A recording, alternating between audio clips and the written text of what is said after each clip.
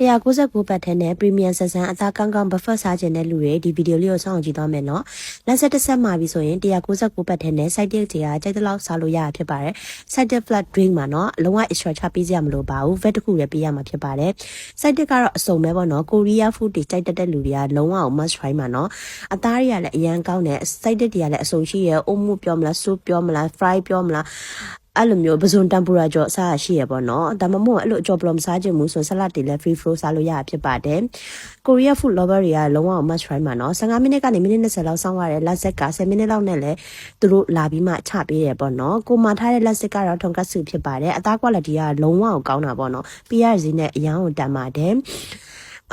food lover တွေကတော့ must try မှာနော် buffet တိုင်းကတော့နေ့လယ်7နာရီကနေညနေ4နာရီအထိပဲဖြစ်ပါတယ်ရုပ်တို့ဆိုရဲ brunch ဖြစ်ပါတယ်ကိုကတော့အိမ်နဲ့နေတဲ့ Economic Gateway brunch မှာသွားစားတာဖြစ်ပြီးတော့ Monday to Friday ပါနော် Saturday Sunday နဲ့ public holiday မှာဒီ buffet မရပါဘူး